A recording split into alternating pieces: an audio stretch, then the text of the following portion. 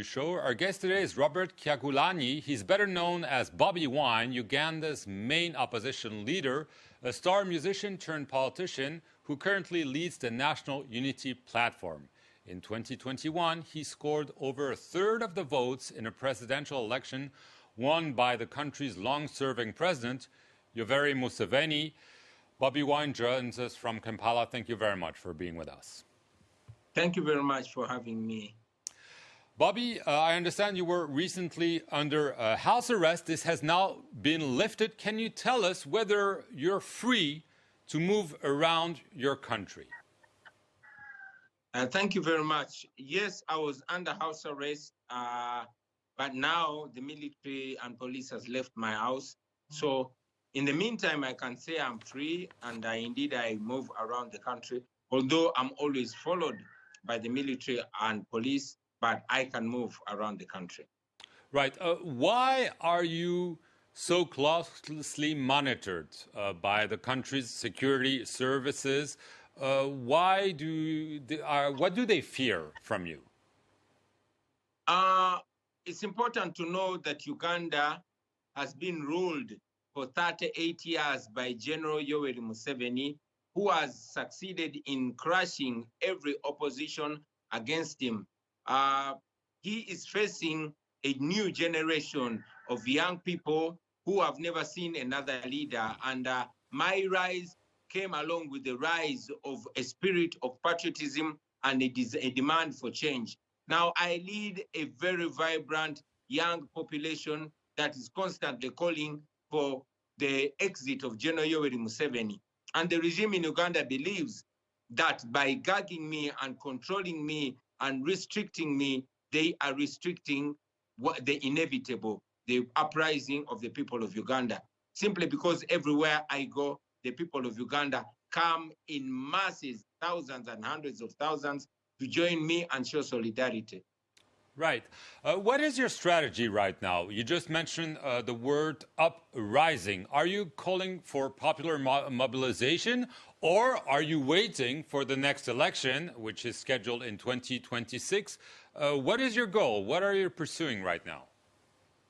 We had an election in 2021, which my party and I strongly believe we won. This is an election that happened in complete darkness. The internet was completely switched off.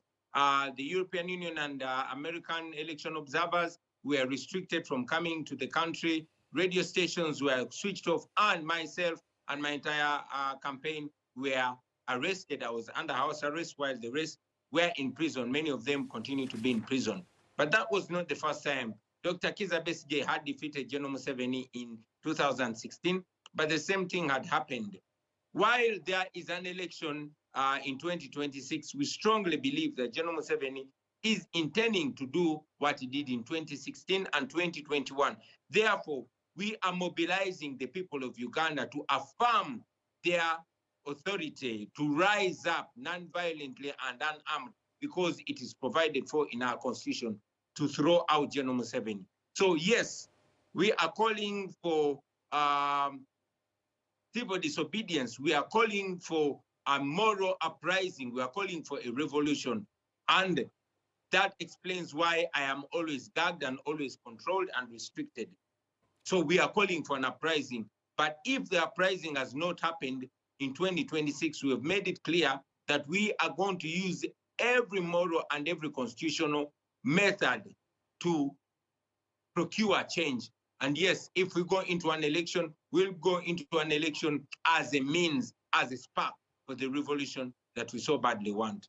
So if I understand, you're hoping that Yoweri Museveni will be pushed out by a popular mobilization before 2026, but if it doesn't happen, you will run, presumably against him, again in 2026, correct?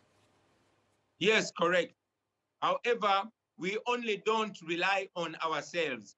We continue to call upon the international community, because the international community is largely responsible for the sustaining of General Museveni in power for 38 years. So if the international community can understand our plight and also align with the values that they profess, values like respect for democracy, human rights, and the rule of law, then we would have General Museveni out of power sooner than 2026.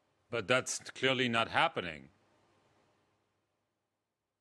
Well, it is not happening, but we have not given up. We have not given up. We continue to push because we want change, because the longer we have General Museveni, is the more we have gross human rights violations in Uganda, is the more that Uganda continues to be indebted and all that comes with it. Right. Bobiwine, you mentioned that in passing, but a few years ago your driver was killed in what you describe as an attempt on your life. You were arrested. I mean, are you still afraid of being arrested, or even worse, and have you received threats about this?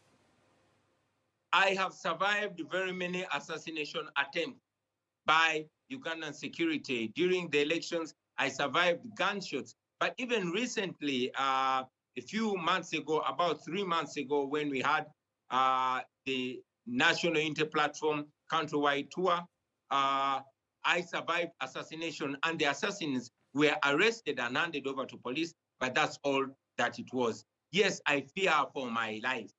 I fear for detention. I fear for persecution. But like you said, I fear for my life because I know that the regime is bent on eliminating all kinds of challenges.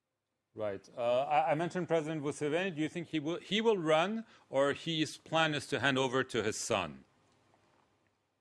I know that General Museveni will definitely run for as long as he can open his eyes. Dictators don't just live like that. But also because we have information that he has bodily weaknesses, he has been trying to force his son on the people of Uganda illegally, because his son is a military general, a serving military officer who is, according to our constitution, barred and restricted from involving in partisan politics. But his son moves from place to place in full guard of the military and police campaigning. However, we strongly believe that that is just a woodwink, that General Museveni is going to come back and will continue coming back the same way Robert Mugabe used to do. Right. I want to turn now to a law that's been passed in May, the Anti-Homosexuality Act. It calls for life imprisonment for having gay sex, up to 20 years in prison for anyone promoting homosexuality. Do you support this law, yes or no? Bobiwine, your MPs in Parliament voted in favor of it. Thank you very much. I've always said that our struggle is a struggle for respect for human rights for every Ugandan. However, having said that, I also want to come to the anti-LGBT law, which has been criminalized. The LGBT issue in Uganda has been weaponized. It has been turned into a political weapon against political opponents. And now that a law has been passed, I beg you to understand that anything I say in comment to that law can be used against me here in Uganda, because I live in Uganda. Right, but if you come to power, would you repeal it or would you keep it? Because it has been criticized. It has even provoked sanctions from the World Bank, from the US, and so on. It's not clear what your thinking is on this issue.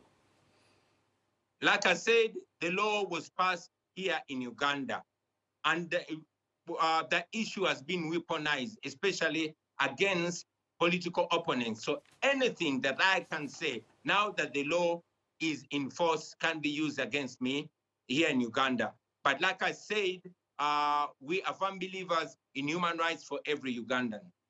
Right. So I can assume that if you come to power, you would change or repeal that law, correct? I would respect human rights for all Ugandans. I want to turn to the number of coups we're seeing in West Africa. You also have rulers who tend to stay in power. Are you concerned about the fate of democracy in Africa? Definitely, it's a concerning issue for all Africans to see that democracy is rolling back. We are rolling back all the achievements by our predecessors, to see that coups are the thing in fashion, in not only in Western Africa. Coups have been legitimized even here in Uganda. General Museveni came in through a military coup and he was promising change, but 38 years down the road, he does not want to be seen or be heard saying the things that he said when he was coming to power. We disagree with militarism. We disagree with disrespect for democracy. Yes, we know that the justification of most of these coups has been dictatorship and changing of constitutions by the incumbents to remain in power. But again, wrong does not replace wrong. If they were really moral, then they would call for elections as soon as they overthrow those that they call dictators. Otherwise, it will be a replacement of old dictators by new dictators. We don't agree with gun rule. We believe in democracy. Bobiwine, a documentary about you called Bobiwine, the People's President, has been just recently nominated to this year's Oscars. Were you surprised by this, and how do you interpret it? I was humbled, and I believe the people of Uganda were humbled. We did not set out to make an award-winning film.